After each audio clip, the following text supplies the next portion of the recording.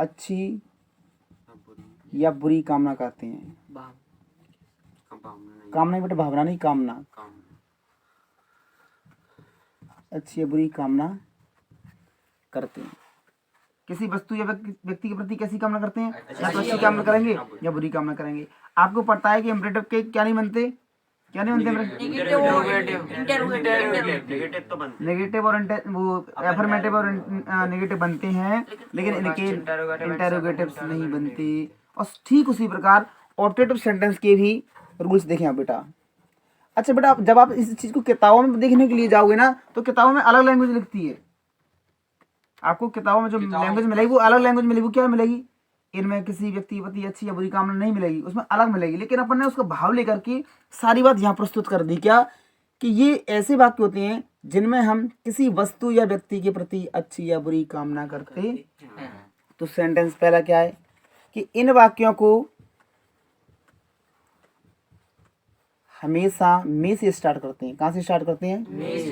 MEY, मे से start करते हैं। सेकंड, इन वाक्यों के अंत में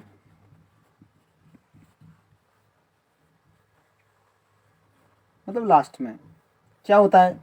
एक एक्सक्लेमेशन मार्क रहता है। EXCLAMATIUN।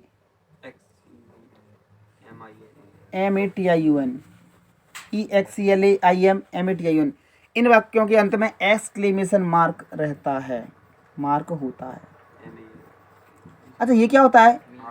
ये इसको बोलते हैं बेटा, क्योंकि एक में सकता है, शक्ति भी होता है ना मॉडल MEY में, और एक में होता है। तो हाउ टू आइडेंटिफाई, सेंटेंस में कैसे पहचानेंगे कि ये ऑब्जेक्टिव वाला है? तो सेंटेंस में कैसे पहचानेंगे? जब वाक्य तो में से स्टार्ट होगा। दूसरा, उसके अंत में हमें विस्मयादि बोधक चिन्ह अवश्य मिलेगा, जिसको अपन इंग्लिश में क्या बोलते हैं? Exclamation mark. और बेटा एक्सक्लेमेटरी सेंटेंस अपन इसी बात में पढ़ाएंगे। एक्सक्लेमेटरी सेंटेंस, जो एक्सक्लेमेटरी सेंटेंस देगा वो अपन ऑब्जेक्टिव की बात पढ़ाएंगे। तो पहले अपन ने क्या पढ़ लिया था? इम्परेटिव। और दूसरा क्या पढ़ लिया अपन ने? ऑब्जेक्टिव। ओके। नंबर थर्ड, इन वाक्यों में मेन वर्ब की फर्स्ट फॉर्म का प्रयोग करते हैं। फर्स्ट फॉर्म का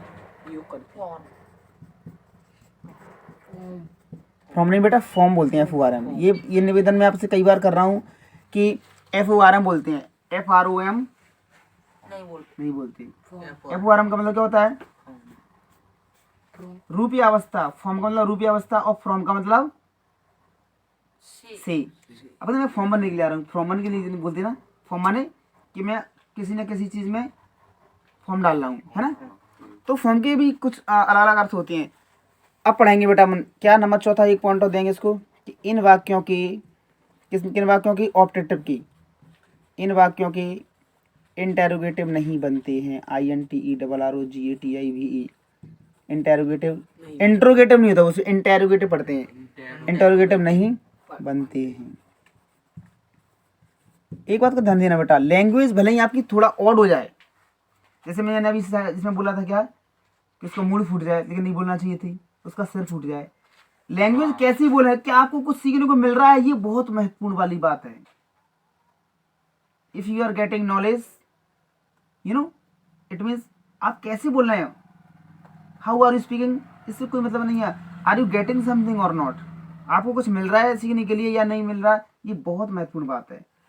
तो ऐसे ही इन वाक्यों के इंटरोगेटिव सेंटेंस नहीं बनते हैं। इंटरोगेटिव सेंटेंस आगे आप लिख लेना। तो चलें फिर क्या होता है? फिर एफर्मेटिव और नेगेटिव ही बनती है। तो एफर्मेटिव में देखें, प्रायः 99% जब इनके अपन एफर्मेटिव सेंटेंस बोलते हैं तो इच्छा कैसी होती है? बुरी।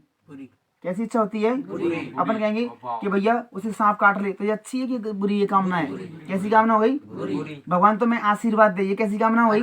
तो ये दोनों कैसे सेंटेंस है? पॉजिटिव भी है, लेकिन एक ही सेंटेंस में आपको एक तरफ कामना बुरी मिल रही है तो दूसरी तरफ कामना आपको अच्छा। नेगेटिव सेंटेंस में क्या होता है? नेगेटिव सेंटेंस में कामना हमेशा अच्छी होती है, या वो मर ना जाए, मे ही नॉट डाई। अच्छी कामना कर रहे हैं ना। पता पड़ा है कि अपने पास में कोई ऐसा मरीज है, ऐसा पेशेंट है कि ही में डाई, वो मर सकता है, है ना, ही मे डाई एनी टाइम, तो मे का मैंने प्रयोग कर दिया, ये मॉडल है।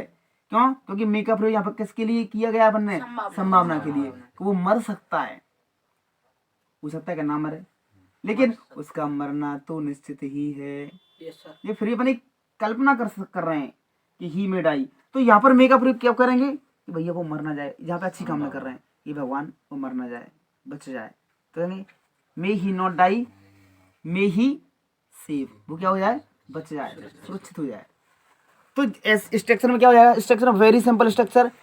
यहाँ पे बेटा मे भले ही एक साइकिल का रूप ले रहा है आगे, लेकिन ये साइकिल का रूप नहीं है। ये इस मे का मतलब है कि हम किसी वस्तु या व्यक्ति के प्रति एक कामना कर रहे हैं कि भैया उसका ये कार्य अच्छा हो जाए। जैसे मे प्लस सब्जेक्ट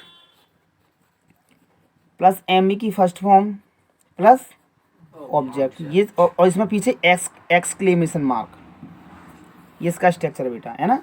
ये चीज़ आपको कहीं नहीं मिलेगी सीखने के लिए, इसलिए मैं कहता हूँ कि ये ध्यान दें। अपना जो एक कह सकते हैं एंटरटेनमेंट वाला पार्ट एक अलग है, एक क्रिकेट वाला पार्ट अलग है, अपनी एक कॉमन टॉकिंग एक अलग है, उसको अपन को स्टडी से नहीं जोड़ना, ना ही मैं आपको एक एज ए टीचर पढ़ा रहा हूँ तो उससे भी नहीं जोड़ना। अंडरस्टैंड? रेस्पेक्ट बनाए रखना है सारी के सभी कार्यों के संग में। जैसे उसे सांप काट ले, तो बेटा इसमें एक बात बताओ, कुछ बच्चे क्या कर देते हैं जो नए नए रहते हैं बेचारे, तो वो क्या सोचते हैं जो शब्द शुरू में आता है वही सब्जेक्ट है, ऐसी कोई बात नहीं है। इसमें क्रिया कौन कर रहा है? बताओ कौन क्रिया कर रहा है इसमें? तो सब्जेक्ट कौन होगा? सांप ही होगा ना। तो कहेंगे स्नैक।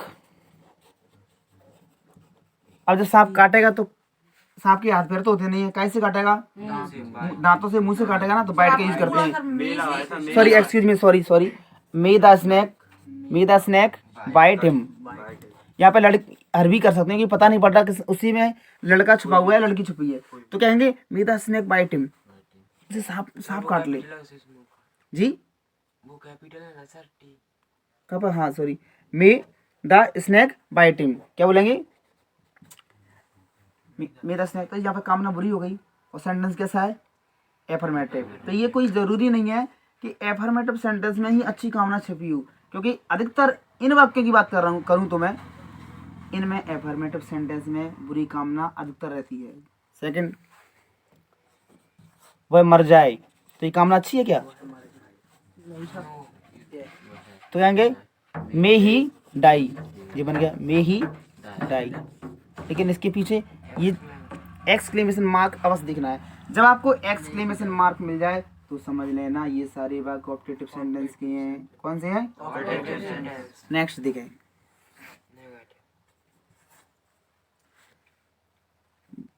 भगवान तुम्हें आशीर्वाद दे,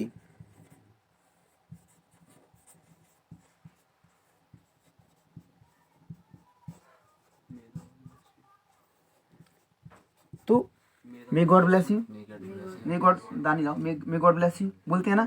अब आप मे गॉड ब्लेस यू क्या बोलेंगे? और जब भी कोई आपके पैर छुए तो ये चीज़ आपको ना बोलना ही चाहिए बेटा, है ना, may God bless you. Okay, may you live long नहीं कहते, जुग जुग जियो, जैसे गांव की भाषा में कहते हैं जुग जुग जियो, साल भर जियो, मतलब जो भी उनका भाव रहता है वो सब भगवान तुम्हारा भला करे। हाँ, भगवान तुम्हारा भला करे, एब्सोल्युटली राइट। नेगेटिव में कुछ नहीं करते, मे सब्जेक्ट के बगल में के पास में पर नोट रख देते हैं, तो नेगेटिव का स्ट्रक्चर देख लो। तो ये बड़ा एक कलेक्शन टाइप का है ना। इसे अब जैसे मैं आपको डेली पढ़ाऊंगा, कोई ना कोई नई चीज़ पढ़ाऊंगा, तो हमें उस चीज़ को स्पीकिंग में डालो। क्यों? वाई? आपको सर क्यों हम नहीं करें स्पीकिंग? तो क्या हमें ज्ञान नहीं आएगा? यस इट विल, वो आएगा, लेकिन यू कांट स्पीक फ्लुएंटली। आप क्या नहीं कर सकते? इंग्लिश एक धारा प्रवाह नहीं बोल सकते। क्यों नहीं बोल सकते? क्योंकि हम पढ़ रहे हैं लेकिन स्पीकिंग पर ध्यान नहीं दे रहे हैं। और आपको पता होना चाहिए कि स्पीकिंग कम्स बाई स्पीकिंग, बोलना तो बोलने से ही आता है। बोलने के लिए ये जरूरी नहीं है कि आप कितने पढ़े लिखे हो, बोलने के लिए ये बहुत जरूरी है कि आपके अंदर हेजिटेशन तो बिल्कुल है ही नहीं है। और जिस बंदे के अंदर हेजिटेशन नहीं होगा, वो भले ही ज़्यादा पढ़ा लिखा ना हो, लेकिन वो ग्रेजुअली एंड स्लोली, धीरे धीरे, एक दिन one day he will speak very good English. एक ना एक दिन वो बहुत अच्छी इंग्लिश बोलेगा। क्यों? क्योंकि उसके अंदर वो वाला शत्रु नहीं है जो इंग्लिश नहीं बोलने देता। कौन सा? संकोच नामक, इसको इंग्लिश में बोलते हैं हेजिटेशन नामक एनेमी उसके अंदर नहीं है।